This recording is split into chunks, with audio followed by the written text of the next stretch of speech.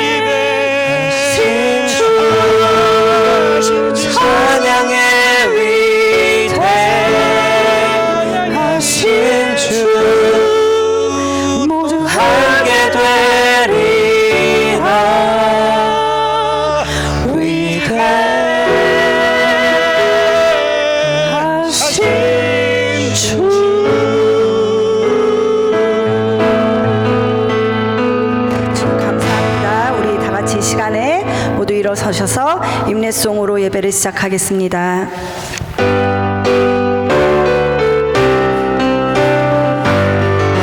지존하신 주님 이름 앞에 모두 무릎 꿇고 다 경배해.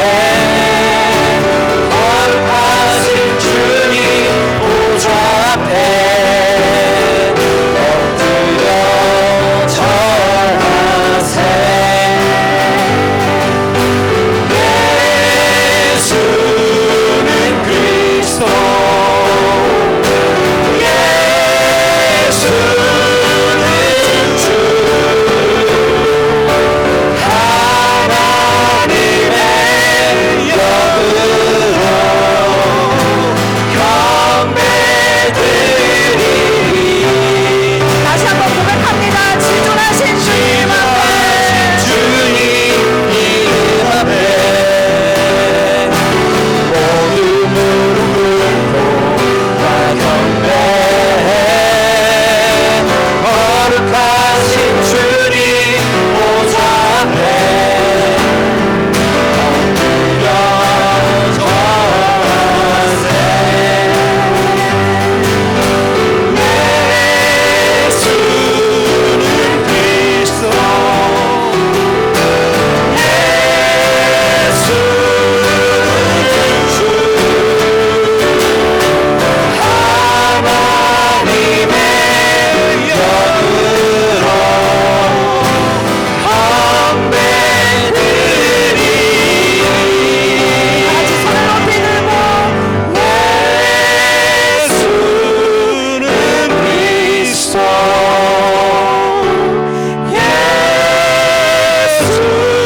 예수는 주, 하나님의 영으로 경배드리리.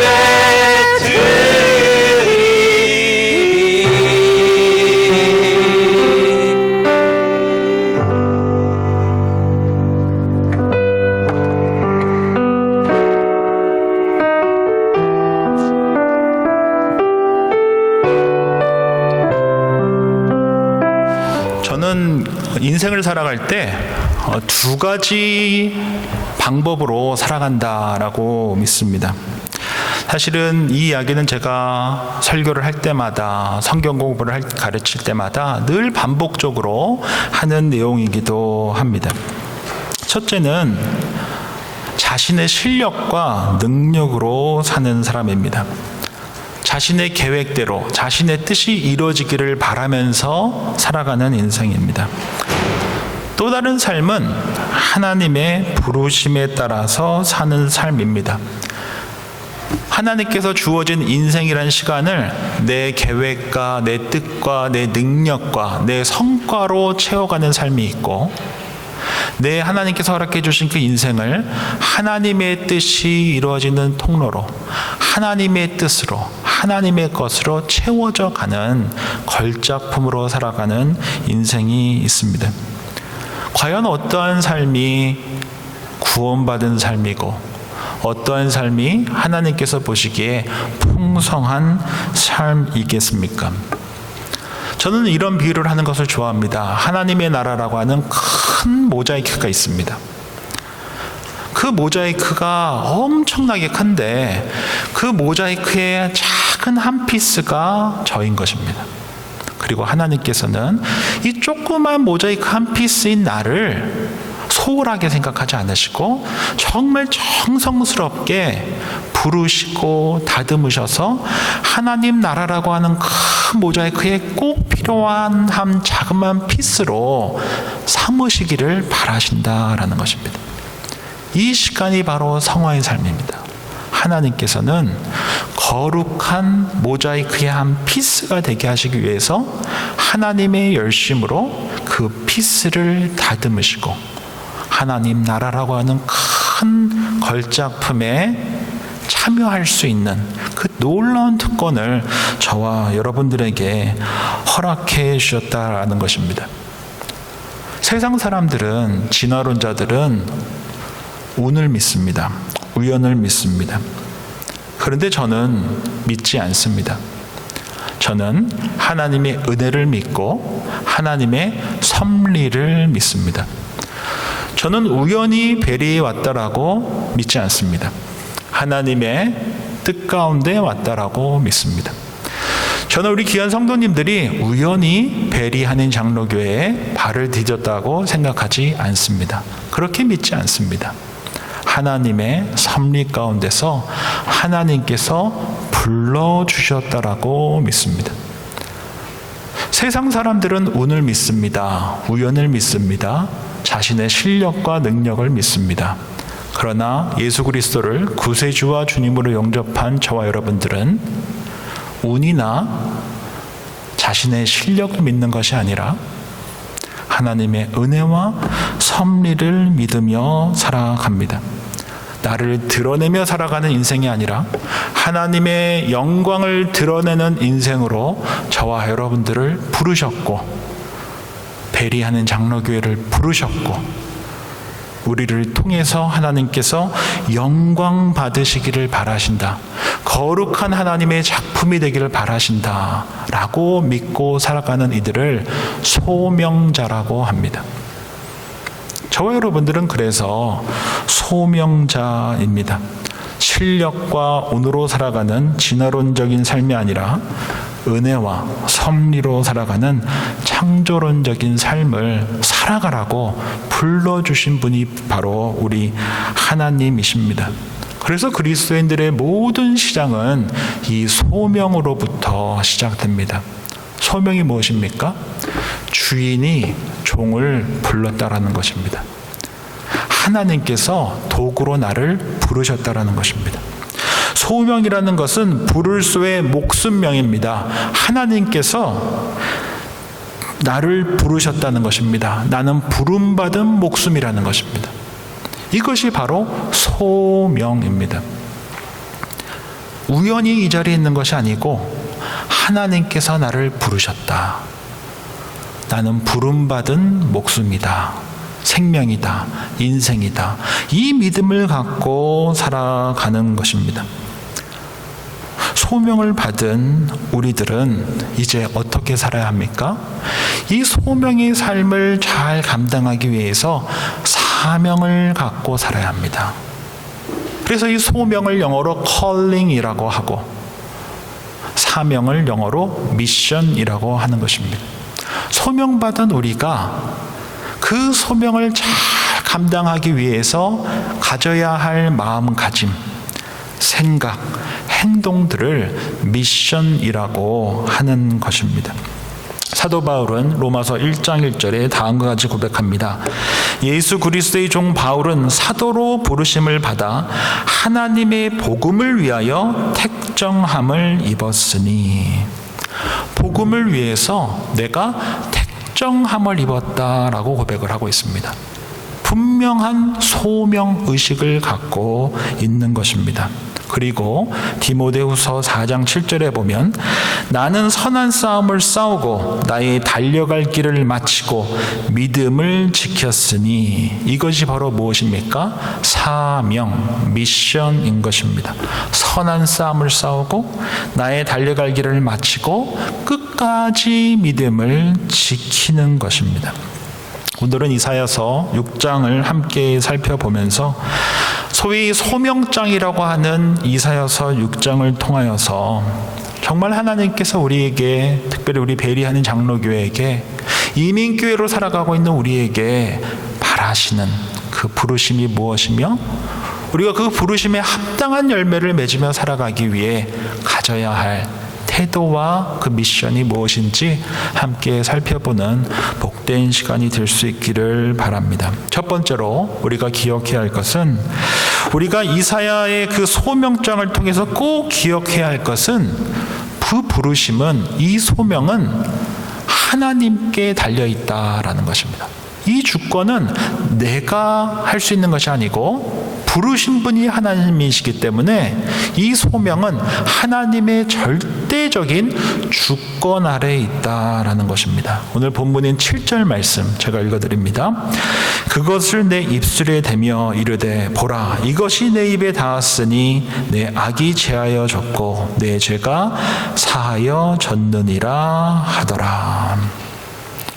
우리가 이 소명을 이해할 때 정말 잘 알고 있어야 하는 것은, 소명은 하나님의 절대적인 주권에 있습니다. 왜 이 사람이 부름을 받았습니까? 이 사람은 좀 아닌 것 같은데요. 왜 이때, 하필 이때 부르셨습니까? 라고 말할 수 없다라는 것입니다. 왜요? 이 주권은 하나님께 있기 때문입니다. 누구를 부르는지, 언제 부르는지 모두 다 하나님의 주권 아래 있습니다. 이것이 흔들리면 다 흔들리게 되어 있습니다. 사도 바울은 다메섹 도상에서 부활하신 주님을 만났습니다. 예수님을 믿는 이들을 괴롭히고 박해했던 엘리트였습니다. 그랬던 그가 그리스도인들을 잡으러 다니다가 하나님의 섭리 속에서 다메섹 도상에서 눈을 잃어버렸습니다. 아무것도 못 보게 되었습니다. 그리고 부활하신 주님의 음성을 듣게 됩니다. 그리고 나서 그는 180도 달라진 삶을 살아가게 됩니다. 왜 그때 하나님 부르셨습니까? 하필이면 왜 이 사람입니까? 라고 말할 수 없다라는 것입니다. 왜요? 부르심은 하나님의 절대적인 주권 아래에 있기 때문입니다. 이사야가 부르심을 받을 때 또한 그렇습니다. 이사야가 부르심을 받던 그 우시야 왕이 죽었을 때인데, 그때는 우시야 왕이 50여 년간 너무나 잘, 솔로몬 이후로 가장 강성한 그때였습니다. 그때를 마치고 나서 부르셨습니다.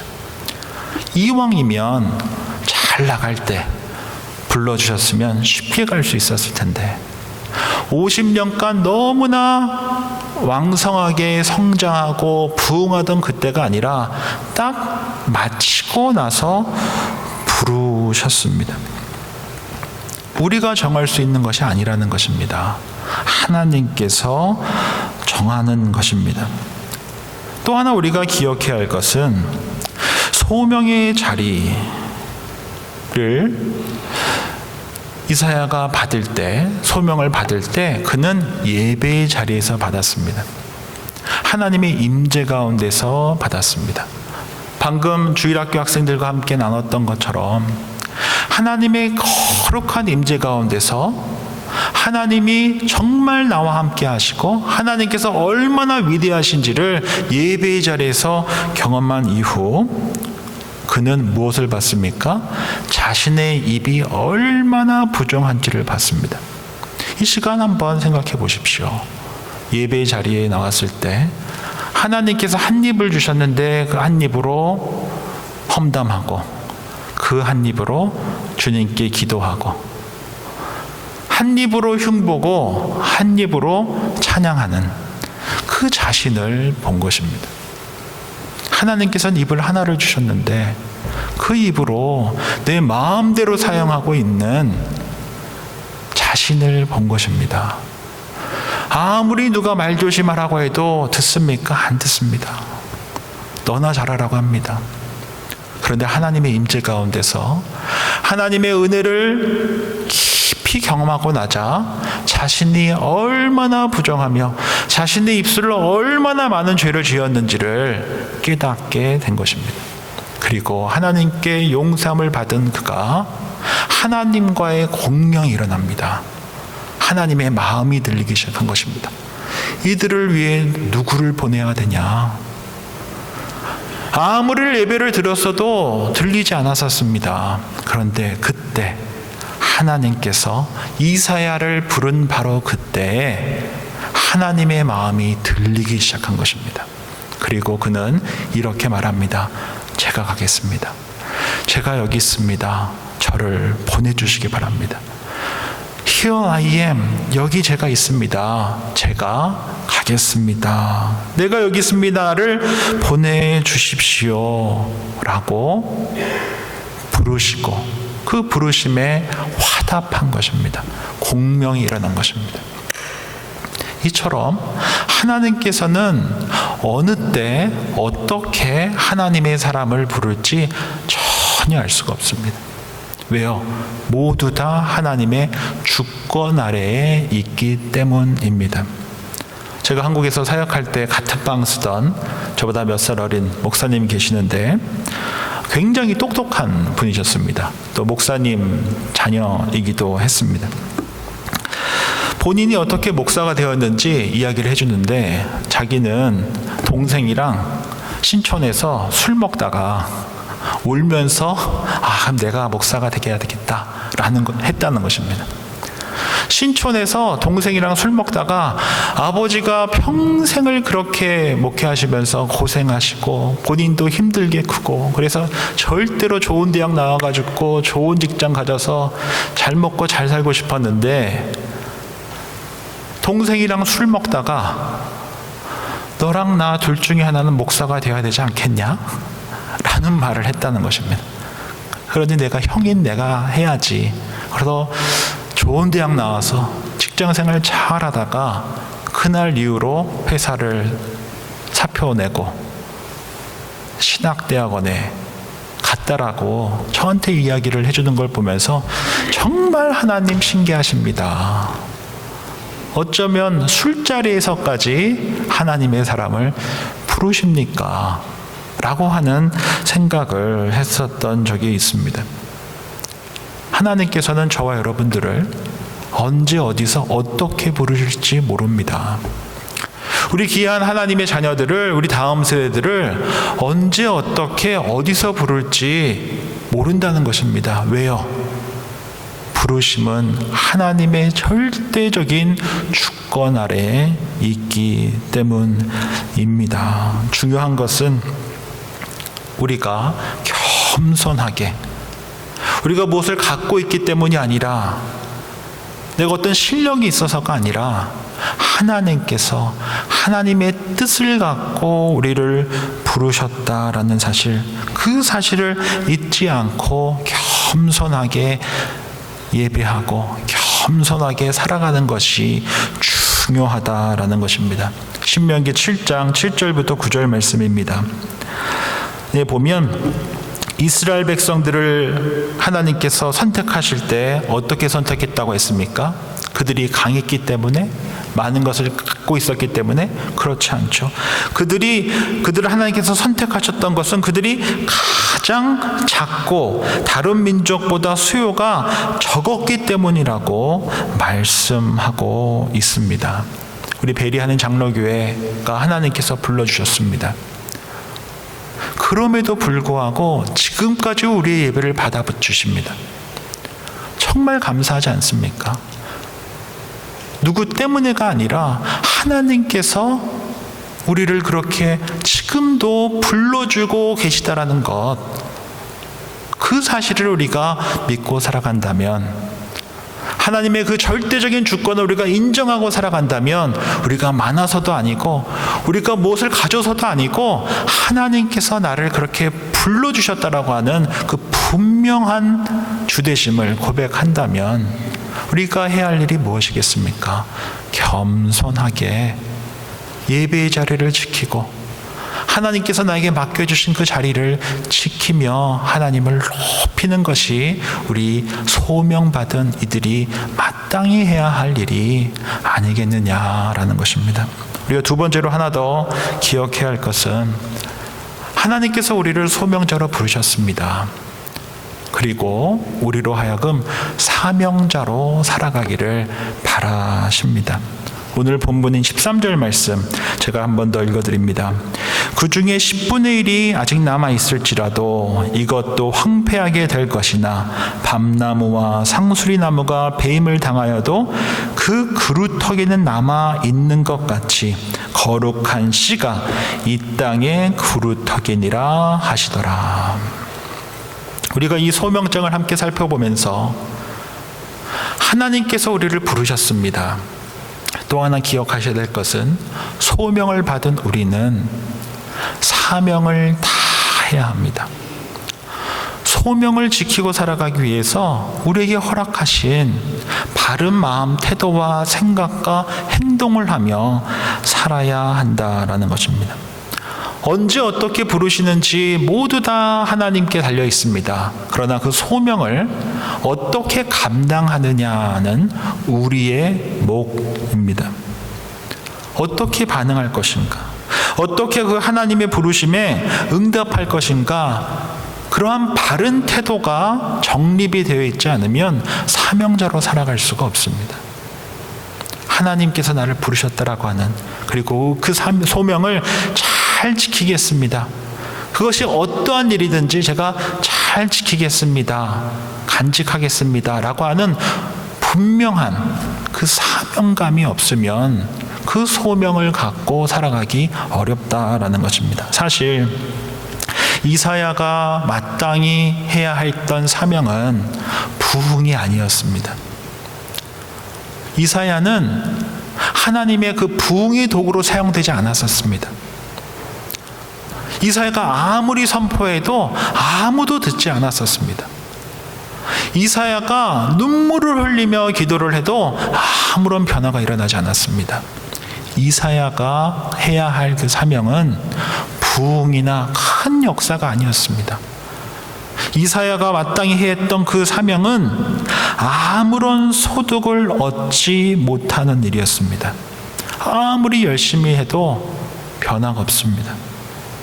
마치 밑 빠진 독에 물 붓듯이 아무런 변화 없는 그 자리를 지켜야 할 그 사명을 감당해야 했습니다.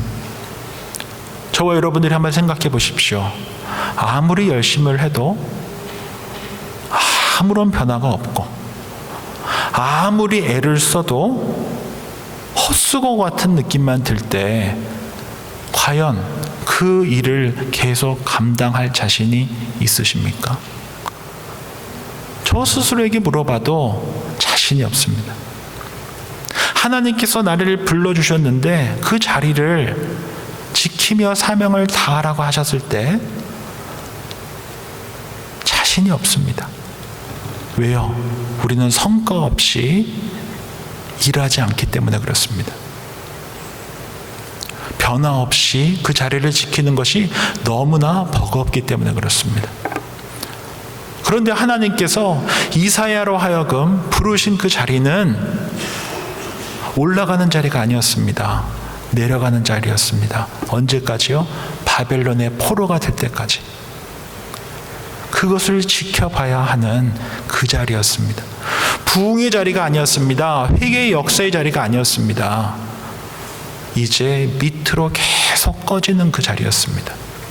그 자리를 지켜야 할 그 사명이 이사야에게 있었다라는 것입니다. 그럼에도 불구하고 왜 하나님께서는 그 자리를 지키며 살아가는 그 하나님의 사람, 그 소명자를 찾으셨겠습니까? 왜 그 자리를 계속적으로 그 자리를 지킬 누군가를 왜 하나님께서 찾으셨겠습니까? 바로 단 한 사람이라도 남은 자들 10분의 1이라도 그 그루터기와 같이 겉으로 보기엔 아무것도 없고 아무 열매도 없으나 여전히 생명을 갖고 있는 그 그루터기와 같은 그 10분의 1밖에 되지 않는 아무 열매 없는 잘라져 버린 것 같은 마치 생명이 없는 것 같은 그 그루터기를 통해 이 남은 자를 통해 하나님께서 행하실 일들이 있으셨기 때문이었다라는 것입니다. 다른 것 때문이 아니었습니다. 놀라운 부흥이 있어서도 아닙니다.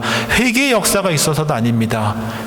10분의 1밖에 되지 않는 그 그루터기를 사랑하시는 하나님께서 이사야를 부르시고 그들을 말씀으로 사랑으로 지킬 것을 바라셨기 때문입니다. 제가 벌링턴에 있는 한 교회에서 이제 앞으로 성현이가 갈 동네이기도 한데요. 교육 목사를 1년 했습니다.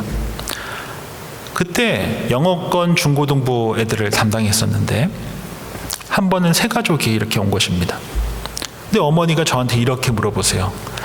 그때 한 50명쯤 되는 중고등부 학생들이었는데 혹시 여기 학생들 중에 유학생들이 많나요? 이렇게 물어보시는 거예요.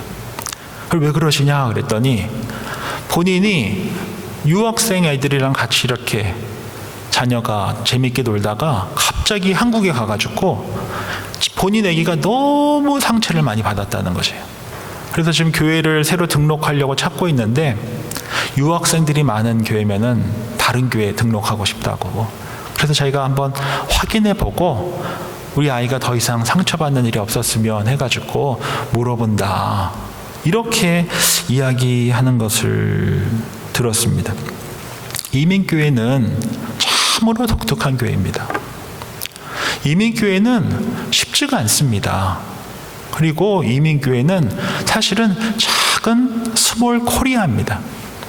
그래서 우리 교회는 그렇지 않지만 적지 않은 많은 이민교회에서 장로님이 되시거나 투표를 통해서 뽑히시면은 그 지역에 마치 국회의원인 양, 왜냐하면 선출직이니까 생각하면서 이민생활을 하는 경우도 적지가 않습니다. 유학생들이 많은 교회냐, 1.5세가 많은 교회냐, 2세가 많은 교회냐, 참으로 다양한 분들. 이민교회는 믿지 않는 분들도 참 많이 다니십니다. 여러 가지 이유로 많이 다니십니다. 다양한 분들이 작은 코리아로 함께 어우러져 살아가며 함께 신앙생활을 하고 함께 삶을 나누는 것이 사실은 이민교회입니다. 이 이민교회는 그래서 특별한 사명이 있습니다. 이민교회는 참으로 많은 분들이 왔다가 또 가기도 하고 나누기도 하고, 그래서 마치 구루터기처럼 아무것도 없는 것처럼 생명이 있나? 이곳에 우리 주님이 계시나?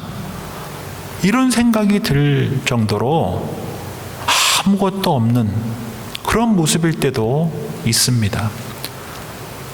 이민교회는 그래서 독특한 소명을 받았고, 이민교회는 그래서 그 소명을 지키기 위해서 독특한 사명을 감당하면서 살아야 합니다.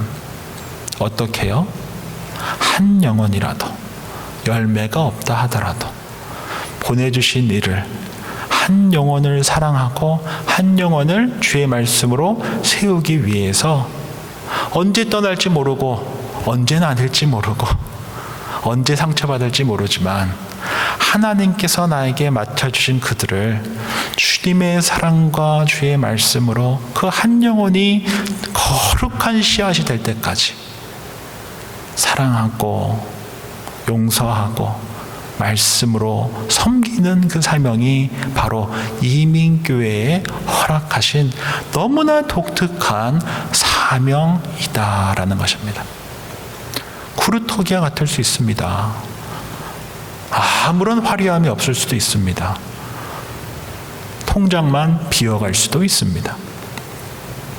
그럼에도 불구하고 이민교회에게 허락하신 마치 이사야에게 독특한 사명을 허락하셨던 것처럼 그 소명의 길을 걷게 하셨던 것처럼 이민교회가 갖고 있는 독특한 소명, 그 소명을 감당하기 위해 우리가 해야 할 독특한 사명이 있다라는 것을 결코 잊지 않고 살아가야 합니다.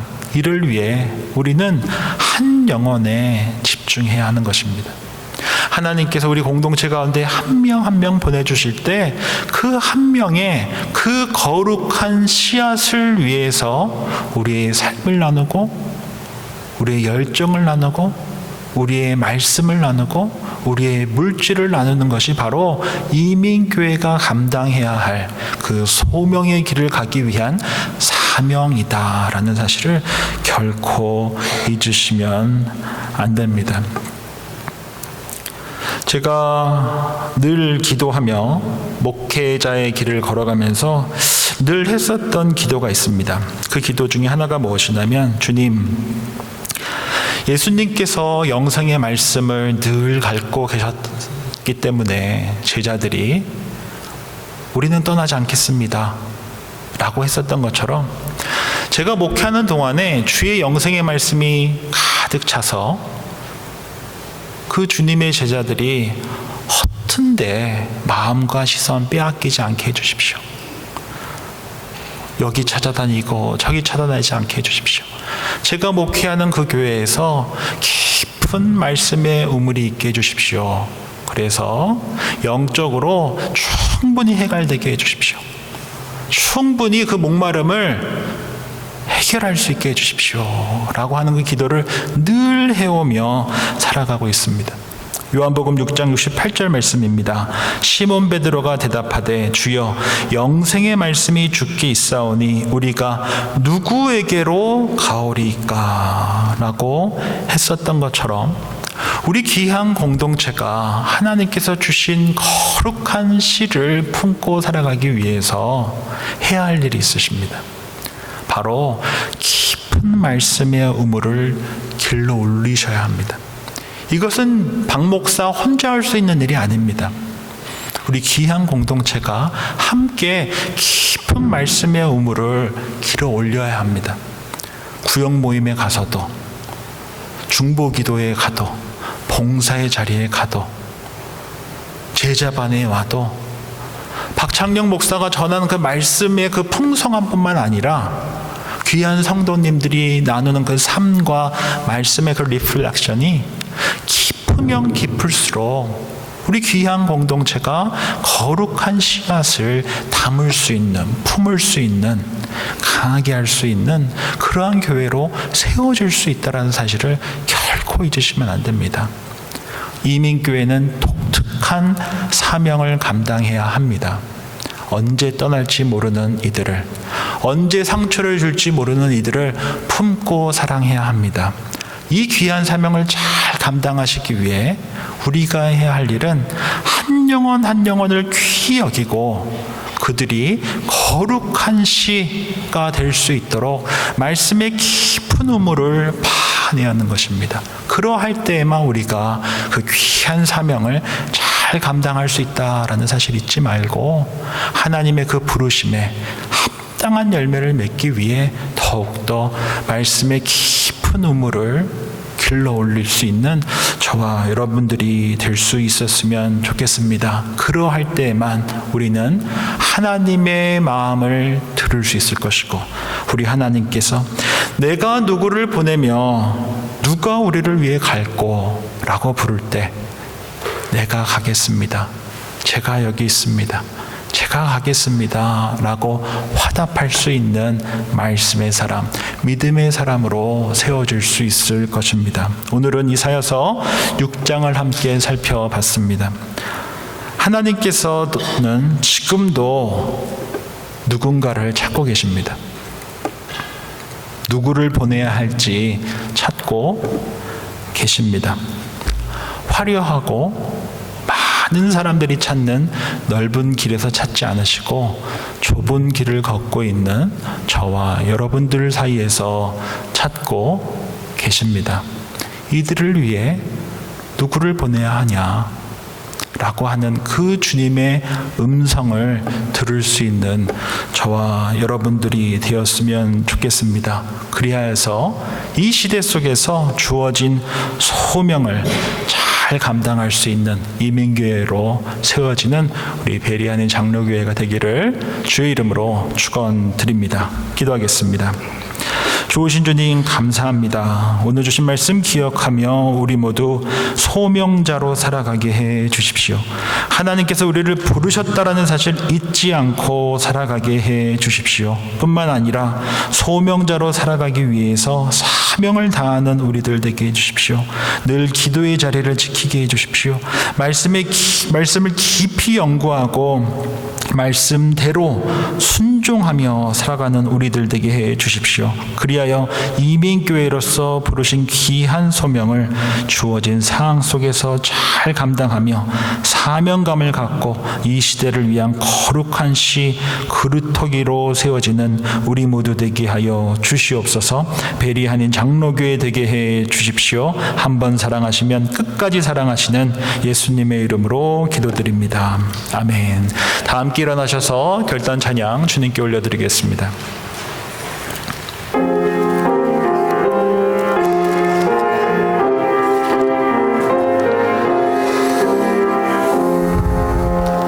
나 맡은 본분은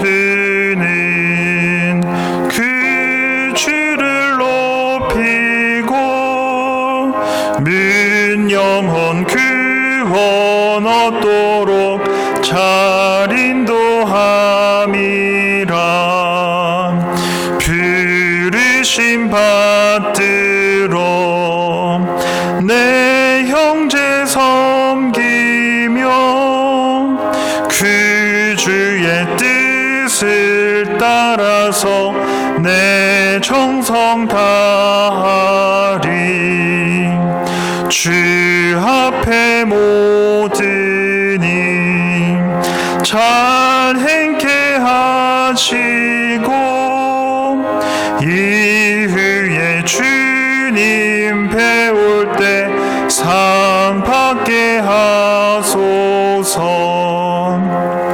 나 항상 깨어서 늘 기도드리며 내 믿음 변치 않도록 날 도와주소서.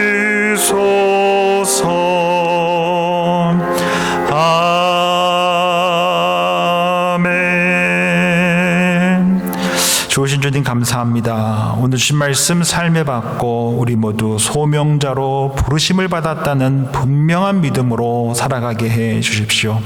소명대로 살아가기 위해 주어진 사명 잘 감당할 수 있는 우리들 되게 해 주십시오. 이를 위해 말씀을 깊이 연구하고 살아가게 해 주십시오. 기도의 자리를 지키게 해 주십시오. 사랑하라고 붙여주신 이웃들과 가족들을 주님의 이름으로 사랑하고 섬기며 살아가게 해 주십시오. 그리하여 이 시대 속에서 주 안에서 허락해 주신 확장된 가족 공동체로 살아가며 주의 말씀과 사랑으로 살아가는 우리들 되게 해 주십시오. 주님의 영광을 바라는 예배 공동체가 되게 해 주십시오. 베리아닌 장로교회가 되게 해 주십시오. 우리 주 예수 그리스도의 은혜와 하나님 아버지의 사랑과 성령의 교통하심이 소명자로 부르신 주님의 소명에 바르게 화답하며 이민교회의 사명을 다하며 살아가기를 결단하고 다짐하는 주님의 사람들과 베리아닌 장로교회 위에 이제로부터 영원까지 함께 하시기를 간절히 축원하옵나이다. 아멘.